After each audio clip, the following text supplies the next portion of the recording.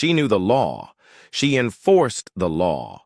But when a power-hungry cop pulled her over and refused to acknowledge who she was, things took a dangerous turn until karma hit back hard. The road was nearly empty, just a stretch of highway cutting through the night street. Lights flickered past their glow, reflecting off the sleek black sedan cruising steadily in the right lane. Veronica Caldwell had been driving for nearly an hour, her mind still occupied with the classified briefing she had just left. Being the newly appointed FBI director meant long hours and even longer nights, but she was used to that. What she wasn't used to, what she hadn't expected, was the sharp burst of red and blue lights in her rearview mirror. Her grip on the wheel tightened slightly, her eyes flicking to the speedometer. Exactly 65, not a mile over, no erratic movements, no reason to be pulled over. Yet the police cruiser behind her didn't budge. She exhaled through her nose and signaled to the right, guiding her car onto the shoulder of the road. Years of experience told her there was nothing to be worried about. She had worked alongside law enforcement her entire career. She knew the protocol.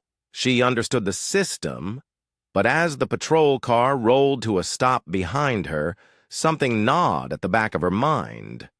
Why the officer took his time. Too much time. Veronica adjusted her rearview mirror, trying to catch a glimpse of him. The driver's side door of the cruiser finally swung open. The man who stepped out wasn't someone she recognized, which wasn't surprising. She didn't make it a habit to know every street cop in the state. But something about the way he moved. His posture was stiff, almost aggressive.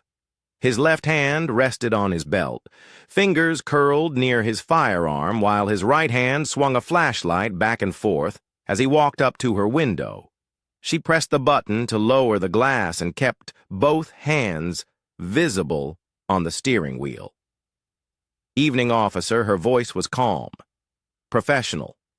The man peered down at her, light flashing across her face. Too long, too intrusive. License and registration? No greeting? No reason for the stop? Just that Veronica held back a sigh. This wasn't normal. May I ask why I'm being pulled over? She said evenly.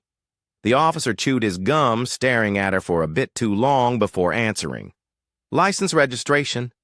Veronica didn't move right away. Her instincts, the same instincts that had saved her life more than once in her career, told her this wasn't going to be routine. She needed to control the situation before it escalated. She spoke carefully. Sir, I'm reaching for my purse on the passenger seat. No response. She moved, slowly retrieving her wallet and offering her FBI credentials along with her driver's license. The officer didn't take them. His eyes flickered across the ID, then back up to her. His expression didn't change. FBI. Huh? She nodded once. Yes, sir.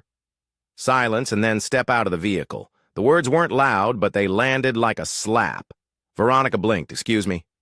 The officer took a half step back, right hand, now hovering near his firearm. Step out. The tension in the air thickened, pressing against her ribs. There was no reason for this. She had followed protocol to the letter. She had identified herself. Yet this man, this officer, was treating her like a threat. Veronica had seen this before. Not personally. Not like this. But she had read the reports. She had seen the footage. She was not about to become another headline. Her pulse was steady, but her mind was already running through her options. She knew how fast things could spiral. She also knew how to survive. But before she could decide her next move, the officer's patience snapped. He reached for the door handle, and that's when she knew this wasn't just a traffic stop.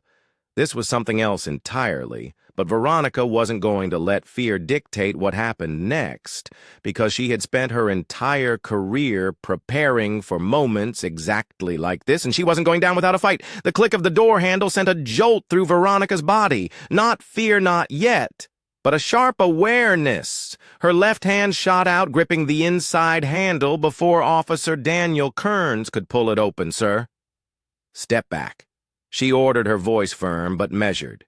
"You are outside of protocol." Kearns didn't move, if anything. His grip on the door tightened, his knuckles paling under the strain. "I said step out of the car." She could hear it now.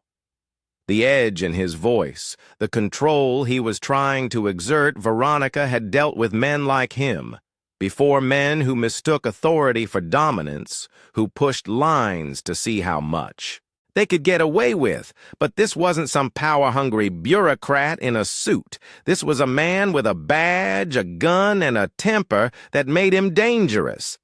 She tightened her grip on the door handle, on what grounds officer for the first time. Kearns hesitated. His lips parted as if scrambling for a response, but instead of answering, he did something worse. He took a step closer. The flashlight was still in his left hand, aimed directly at her face, blinding her to everything but his silhouette. "I don't have to explain myself to you, Veronica." Didn't blink, actually. You do, the flashlight beam didn't waver, but his jaw flexed, irritation replacing whatever thread of composure he had left. "Lady, I don't give a damn who you work for." Veronica's heartbeat was steady, controlled. But the reality of the situation was shifting. This wasn't just aggression. It wasn't just a cop overstepping. He wanted her to be afraid and fear. That was something Veronica Caldwell did not allow herself to feel. "Then let's call your superior and see if he gives a damn," she said coolly. That set him off. The flashlight dropped, and before she could react, his free hand slammed against the roof of her car. Hard. The sudden bang cut through the night, a sharp, violent sound that echoed down the empty stretch of road. "I said get out." For the first time, Veronica glanced at his nameplate. D. Kearns. She would remember that her fingers itched to grab her phone. But she knew that any sudden movement could be misread.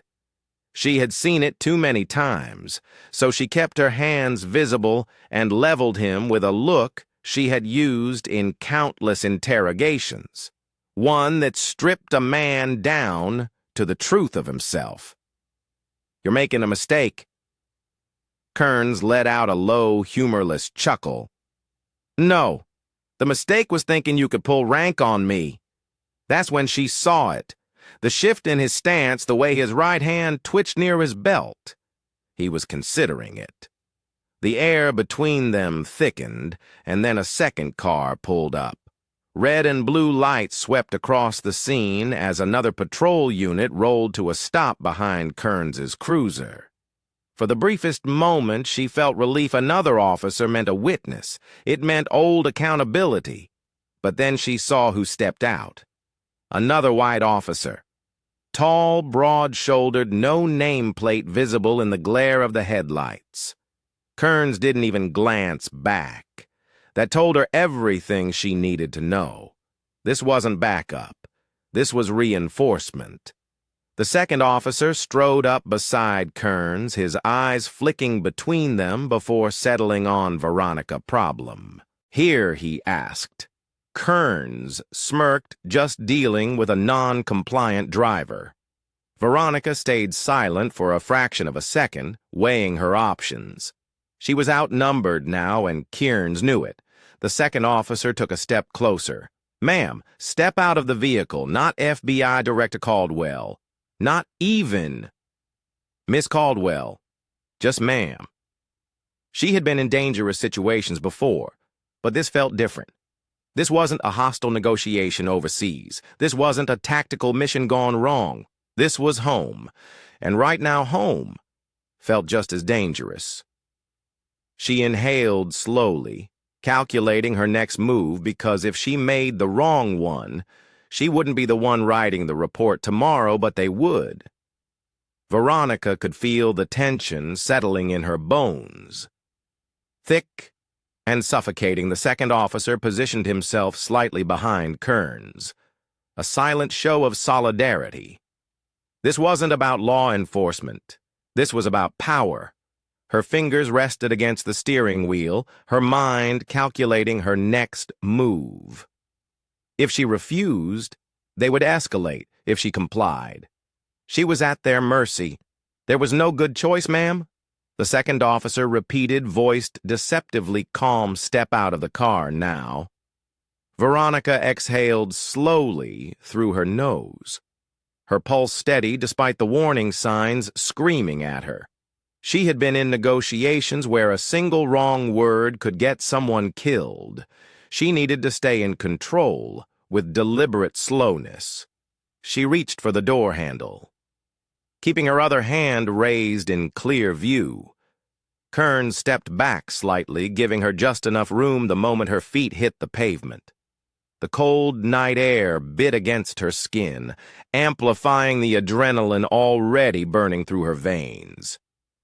She was vulnerable now. Kearns towered over her, his body angled just enough to block the dash cam's view. The second officer stayed a step behind, covering any blind spots. She had no doubt they had done this before. "Turn around," Kearns ordered. "Veronica didn't move. You haven't told me why I'm being detained." Kearns' nostrils flared suspicious behavior. What behavior? He smirked, shaking his head like she was just another problem to deal with, refusing to comply. It was a trap. Refusing to comply would justify escalation. Complying would mean submission. She knew the game. She had read the reports, and then he grabbed her wrist too hard, too fast. Her instincts kicked in immediately, her body shifting just enough to pull back without appearing aggressive. "Get your hands off me," she snapped, her voice slicing through the night. Kearns didn't let go the second officer, took a step closer. "We got a problem here." "Kearns is." Grip tightened. I think she's resisting the words made her stomach turn.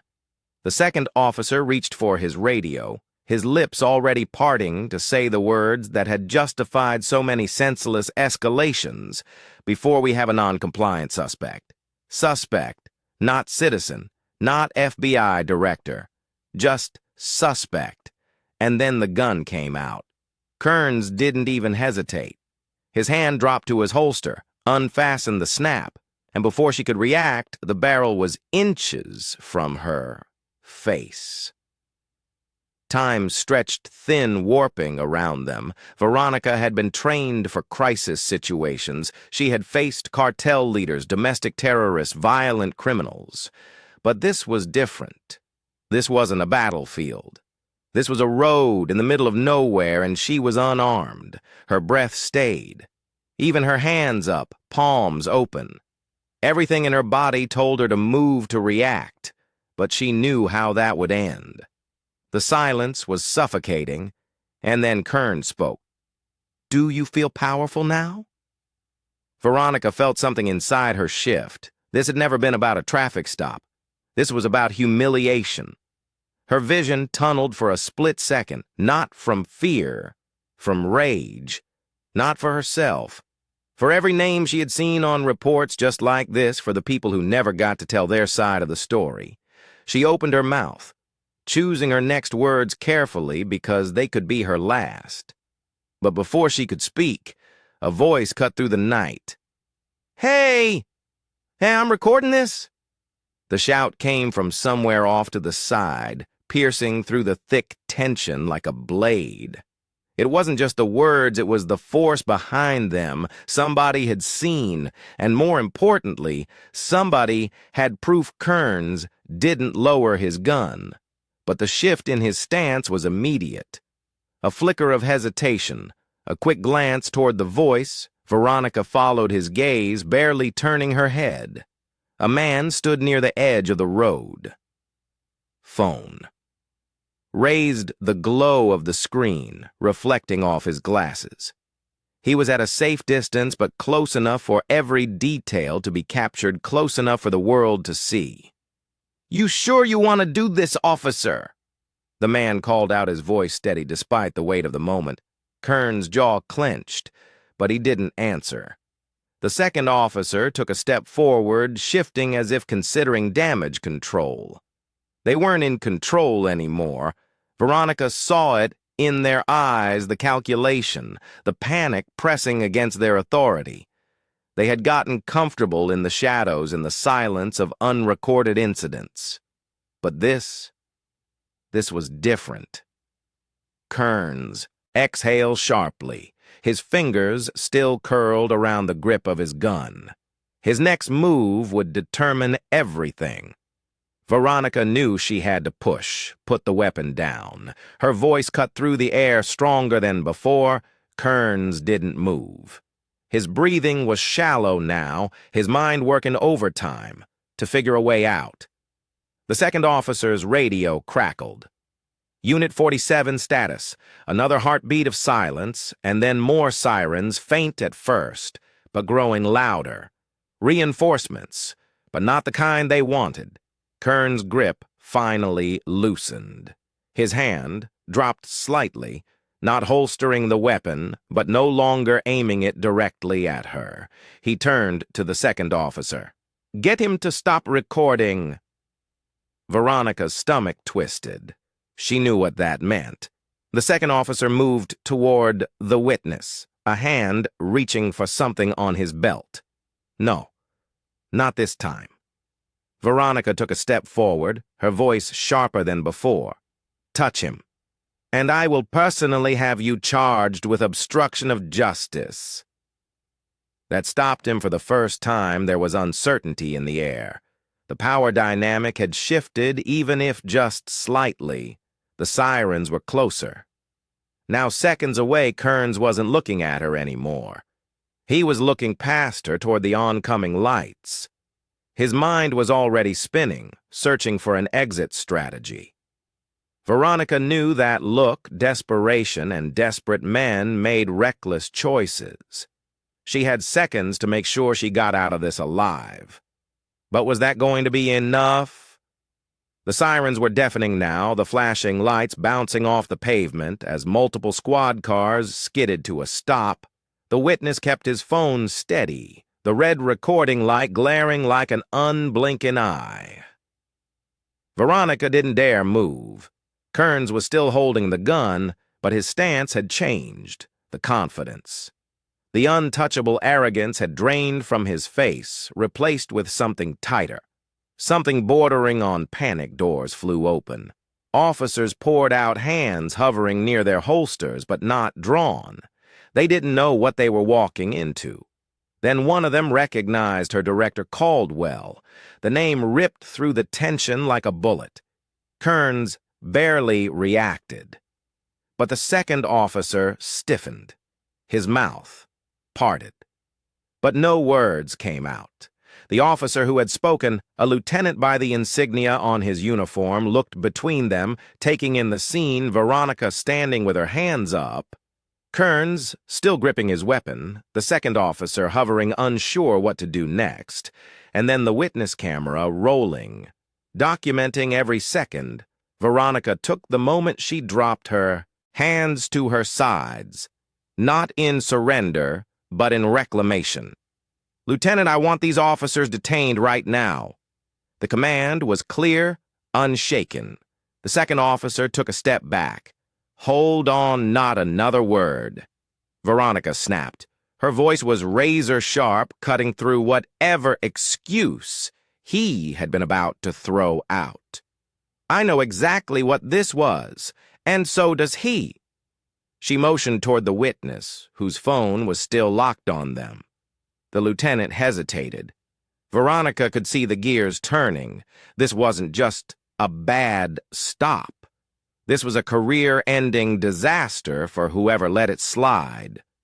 Kearns must have realized it, too. His fingers finally uncurled from the gun, and he let it drop back into the holster. His movements were slow, controlled, but his expression, it was seething. Veronica held his gaze this time. She wasn't the one afraid this is a misunderstanding. Currents finally muttered. His voice was low, like he knew the excuse sounded pathetic. Veronica tilted her head slightly. "Oh, then let's clear it up at headquarters, call internal affairs. Call the DA, this isn't going away." The second officer swallowed hard. His face had gone pale. The lieutenant finally moved. He turned toward the closest officer cuff. Them both. Kearns snapped. "You've got to be kidding me." His voice was raw, full of the kind of disbelief that comes when a man who has gotten away with everything suddenly realizes he won't. This time, Veronica didn't flinch. "You pulled a gun on the director of the FBI, Officer Kearns. Let me know if you'd like to add resisting arrest to the list." She had spent her entire career watching justice almost happen, seeing cases get tangled in red tape, watching victims be treated like suspects. Not tonight. Kearns was still breathing hard when the cuffs clicked around his wrists. The second officer didn't resist. He just stared at the ground, like a man who had finally realized he had bet on the wrong side. The lieutenant turned to Veronica, director. "Are you get them out of my sight?" she said flatly. And just like that, it was over. Or at least this part was because Veronica knew this wasn't just about two bad cops. This was about a system that let them thrive. And she wasn't about to let that slide. But what came next, that was even bigger than tonight. The cuffs around Kearns' wrists weren't just metal. They were the weight of consequences, the kind he had avoided his entire career. He stood rigid, his face twisted with disbelief as officers led him and his partner toward the waiting squad cars. He still thought this wouldn't stick, Veronica. Had seen that look before. Men like him always believed they were untouchable, until they weren't. She took a slow breath, willing herself to stay composed. Anger wouldn't serve her now. Action would. The witness was still standing on the shoulder of the road, his phone now lowered, but still recording his. Gaze. Met hers. "You good?" he asked. Veronica nodded. "Thanks to you." He hesitated. "They do this all the time, just not to someone like you." That stung in a way she hadn't expected because he was right. This wasn't new. She just happened to have the power to do something about it. More officers arrived, some of them eyeing Kearns and his partner with barely concealed judgment. The lieutenant who had taken charge earlier walked back toward Veronica, Director Caldwell. He started carefully. "Do you want to press charges personally?" Or Veronica shook her head. "This isn't personal. This is systemic. I'll be filing an official report first thing in the morning, and I want internal affairs involved immediately." The lieutenant exhaled, rubbing the back of his neck, understood she wasn't finished. "I also want access to both of their disciplinary records, full transparency." The lieutenant hesitated. Veronica leveled him with a stare. "If you think I'm letting this get buried, you don't know who you're talking to." Silence, then reluctant agreement. "I'll make the call good, because this wasn't just about one traffic stop. This was about all the ones that never got recorded. The footage hit the news before dawn by noon. The Justice Department had announced a formal investigation. Kearns was stripped of his badge and booked for assault with a deadly weapon. His partner was suspended indefinitely. The police department released a public statement, one of those carefully worded damage control kind of statements.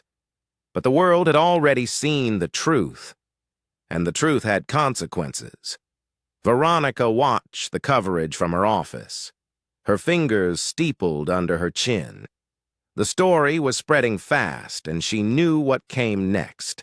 The calls, the press conferences, the political maneuvering from people who would pretend to care while silently wishing she had just let it go. but she wasn't letting anything go. Her phone buzzed. She glanced at the screen. An unknown number. Normally she wouldn't answer. Tonight she did. Director Caldwell, a pause, then a familiar voice. The witness from that night just wanted to say, "I appreciate what you're doing. Most people wouldn't." Veronica leaned back, a slow breath leaving her chest. Most people don't have the power to. A pause, then quietly. "But I do."